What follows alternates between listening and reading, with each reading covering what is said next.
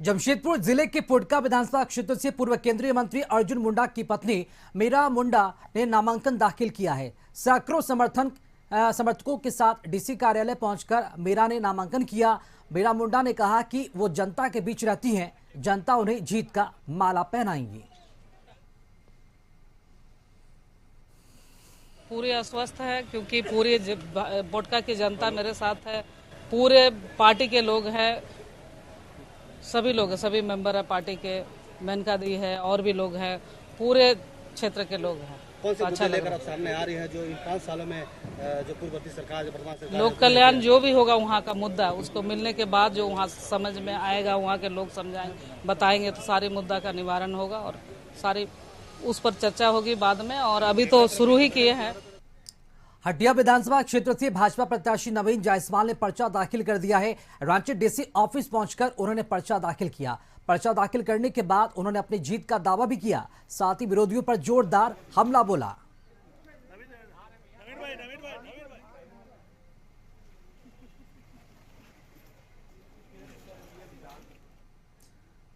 जमशेदपुर पश्चिमी से जेडीयू प्रत्याशी सरूर राय और कांग्रेस प्रत्याशी बन्ना गुप्ता ने आज नामांकन दाखिल कर दिया है। वह जमशेदपुर पूर्वी से कांग्रेस प्रत्याशी डॉक्टर अजय कुमार ने भी पर्चा दाखिल कर दिया।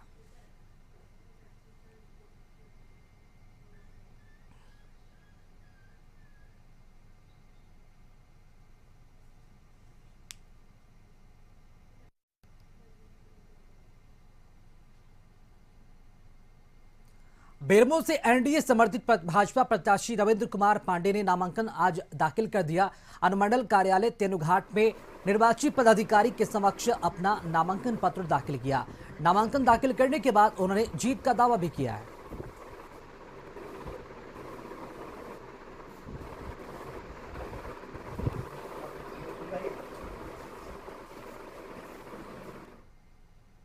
गिरिडीह में कल्पना सोरेन ने अपना नामांकन दाखिल किया। गांडेय विधानसभा सीट से वो चुनाव मैदान में है और उन्होंने आज अपना नामांकन दाखिल कर दिया। नामांकन दाखिल करते वक्त सांसद डॉक्टर सरफराज अहमद भी उनके साथ मौजूद रहे।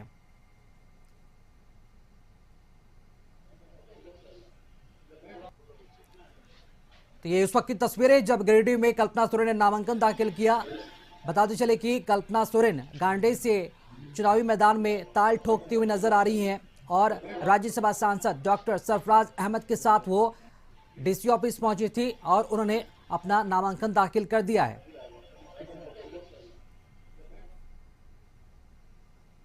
जामताड़ा जिले के नाला विधानसभा क्षेत्र से झारखंड मुक्ति मोर्चा के उम्मीदवार रविंद्रनाथ महतो ने अपना नामांकन पर्चा दाखिल कर दिया। उन्होंने नाला विधानसभा क्षेत्र के जिला परिषद कार्यालय में निर्वाची पदाधिकारी के समक्ष अपना पर्चा दिया। इस मौके पर उनके तमाम समर्थक रविंद्रनाथ महतो जिंदाबाद के नारे लगा रहे थे। बता दें, रविंद्रनाथ महतो झारखंड विधानसभा के विधानसभा अध्यक्ष रह चुके हैं।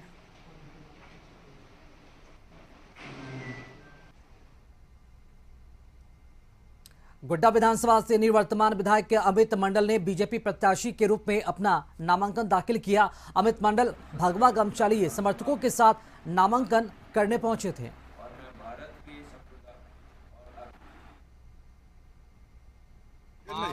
शीर्ष नेतृत्व का, कार्यकर्ता का, गोड्डा की जनता का, हमारे दोनों प्रस्तावक निशा सोरेन जी का, अनिल झा जी का, हमारे पूर्व के जिला अध्यक्ष राजेश झा जी का, सियाराम भगत जी का, तमाम भारतीय जनता पार्टी के कार्यकर्ताओं का जो तन मन धन के साथ पार्टी के लिए समर्पित रहे हैं। और मुझे खुशी हुई कि सबसे पहला नॉमिनेशन हम लोगों ने किया, पहला दिन पहला नॉमिनेशन किया। ये दर्शाता है कि भारतीय जनता पार्टी पूर्ण रूप से तैयार है। चुनाव के मैदान में हम लोगों की तैयारी जोरदार है। हम चंदन कियारी से जेएमएम कैंडिडेट उमाकांत रजक ने अनुमंडल कार्यालय में निर्वाची पदाधिकारी प्रभाष दत्ता के पास नामांकन दाखिल किया। नामांकन के बाद उमाकांत रजक ने कहा कि उनकी पार्टी का निशान तीर कमान है, जो श्री राम का प्रतीक है और इसी तीर धनुष से रावण का वध हुआ था। यही तीर धनुष राज्य के अराजकताओं को भी समाप्त करेगा।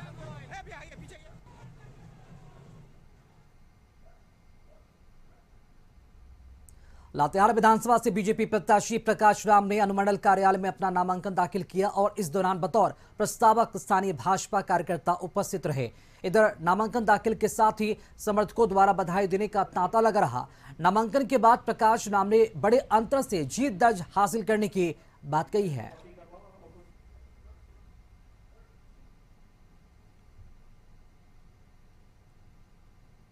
घटनाएं घटी। भारतीय जनता पार्टी जो हमारी कमेटी है, हमारी टीम है, उस सभी मामले को लेकर के जो है यहाँ पर हमेशा आवाज़ भी उठाते रही है। लेकिन यहाँ जेएमएम, यहाँ जो सरकार है, यहाँ विधायक हैं, लेकिन उस पर जो है थोड़ा सा भी संवेदनशील यह सरकार न यहाँ वर्तमान विधायक हैं। जैसे कि आप लोग को 2-3 घटनाएं मैं बताना चाहूँगा कि चमातू में एक आदिवासी नौजवान की हत्या हुई, उसके 2 बच्चों को जो है हत्या कर दी गई। झारखंड में नामांकन के लिए आज का दिन शुभ माना गया है। ज्योतिषों के मुताबिक आज का दिन शुभ है। करीब 100 नेता आज नामांकन दाखिल कर देंगे। एनडीए इंडिया गठबंधन के दिग्गजों का भी नामांकन हो रहा है। कल्पना ने भी अपना पर्चा दाखिल कर दिया है। मुख्यमंत्री हेमंत सोरेन भी आज ही नामांकन करेंगे। रामेश्वर उरांव भी आज नामांकन करेंगे। नीरा यादव, भानु प्रताप शाही, अमित यादव का भी नामांकन होगा। इसके अलावा नामांकन के बाद जनसभा का भी आयोजन रखा गया है। जनसभा में झारखंड और बाहर के नेता भी शामिल हो रहे हैं।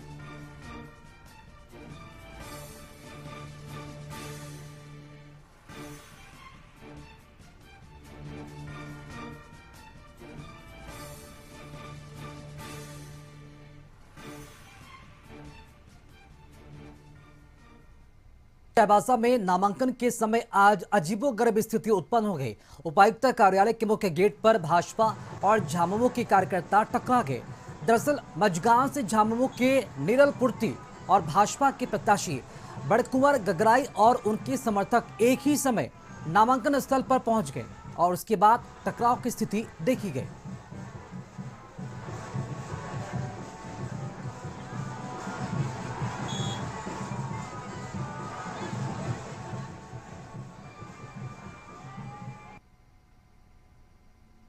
गढ़वा विधानसभा सीट के लिए 2 प्रत्याशियों ने आज नामांकन किया है। समाजवादी पार्टी की तरफ से प्रत्याशी गिरिनाथ सिंह ने अनुमंडल कार्यालय में निर्वाची पदाधिकारी सह एसडीएम के समक्ष पर्चा दाखिल किया। तो वहीं गढ़वा की भवनाथपुर सीट पर बीजेपी प्रत्याशी भानु प्रताप शाही ने नामांकन किया। सपा प्रत्याशी गिरिनाथ सिंह ने कहा कि क्षेत्र में भ्रष्टाचार मिटाना है। तो वहीं भानु प्रताप शाही ने कहा कि क्षेत्र की जनता अब 13 नवंबर का इंतजार कर रही है। गढ़वा विधानसभा की घोर उपेक्षा हुई है। जनता अशांत और आक्रांत है। जनता अशांत और आक्रांत है।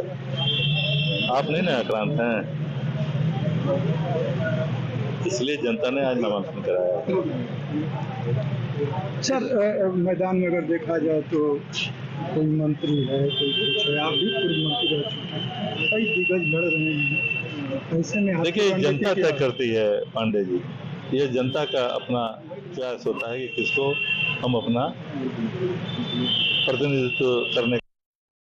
झारखंड के यह जो निकम्मी सरकार है हेमंत सोरेन जी की, ये सरकार को हटाना, एक साफ सुथरा स्वच्छ सरकार बनाना। श्रद्धेय अटल बिहारी वाजपेयी जी ने झारखंड बनाया, उनके सपनों के झारखंड का निर्माण हो, इस मुद्दे के साथ हम लोग जाएंगे और एक सशक्त सरकार, पारदर्शी सरकार, जनता की सरकार, युवा की सरकार हम लोग झारखंड में स्थापित करने का प्रयास करेंगे।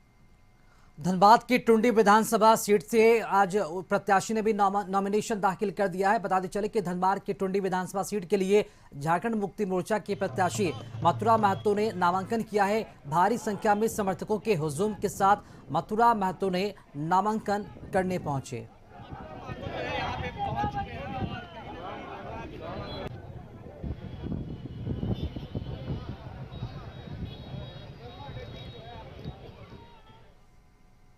मझगांव विधानसभा से प्रत्याशी निरल पूर्ति ने आज अपना नामांकन पर्चा निर्वाची पदाधिकारी के समक्ष दाखिल किया। तांबो चौक से गाजे बाजे के साथ हजारों की संख्या में महिलाएं, पुरुष और कार्यकर्ताओं के साथ वो पहुंची और नामांकन दाखिल किया। नामांकन के बाद उन्होंने अपनी जीत का दावा भी किया। तो मिला हुआ है।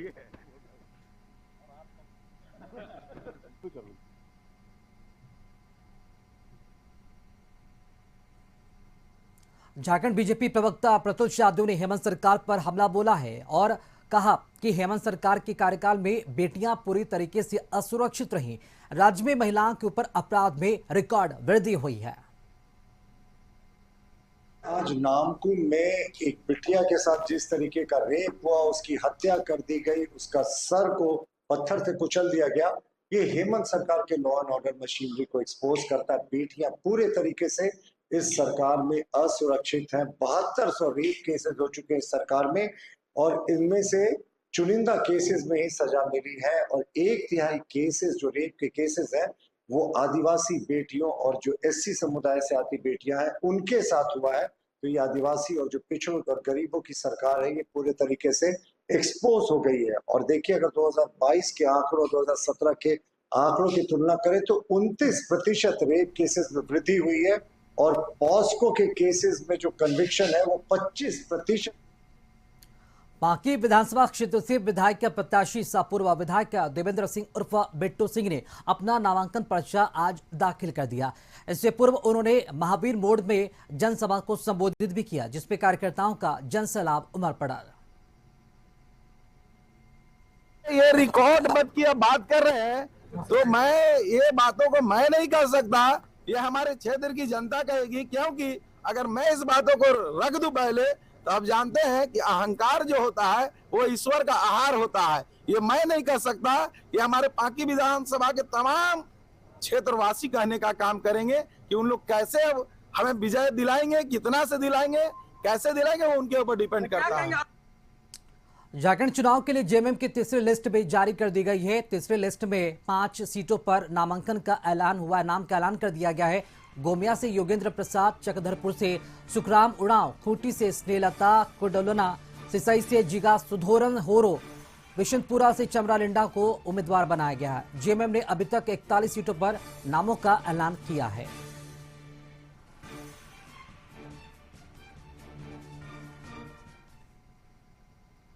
दिल्ली में गृह मंत्री अमित शाह से सुदेश महतो ने मुलाकात की है। विधानसभा चुनाव को लेकर विस्तार से चर्चा हुई।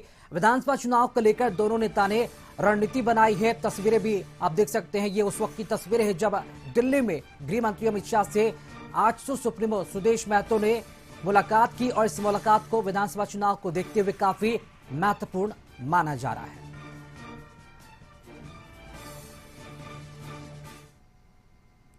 पूर्व मंत्री आलमगीर आलम की बेटी और कांग्रेस के प्रदेश महासचिव तनवीर आलम ने कहा कि पार्टी उन पर भरोसा जताती है तो रिजल्ट पक्ष में होगा। उन्होंने कहा कि पार्टी जो भी निर्णय लेगी वो सही होगा। ये करेंगे, रेस्ट जो भी बातें हैं इतना कंफर्म है कि जहां तक पार्टी की टिकट का बात हो गया, टिकट हम लोग का परिवार से ही, इनको भी हो, हम लोग को भी हो रहा है, चाहे जो भी हो।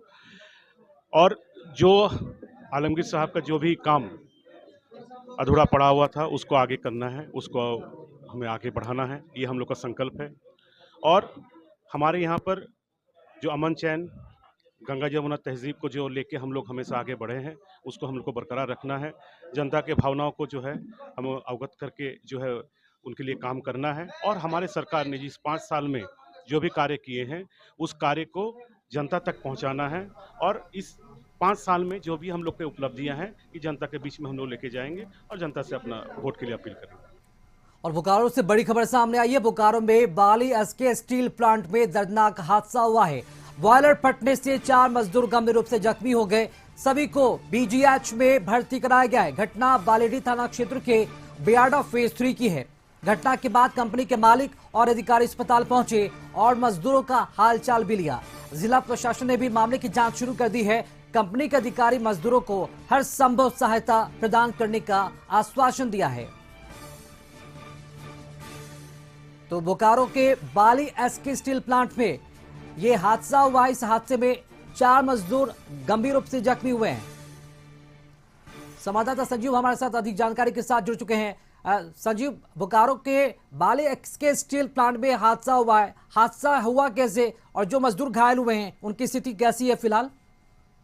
देखिए, मैं बताऊं कि जिस तरह से देर रात में एसके स्टील जो है बॉयलर स्टील का जो फैक्ट्री है उसमें बॉयलर विस्फोट होने की वजह से 4 मजदूर झुलस गए और झुलसने के बाद सबसे बड़ी बात यह है कि फैक्ट्री मालिक ने किसी फैक्ट्री इंस्पेक्टर को या किसी अधिकारी को यह सूचना नहीं दी। आनंद में उनको बोकारो जनरल अस्पताल ले जाया गया जहां उनको इलाज चल रही है, लेकिन जो डॉक्टर की मानना है कि गंभीर रूप से जो है जले हैं और उनकी इलाज की जा रही है।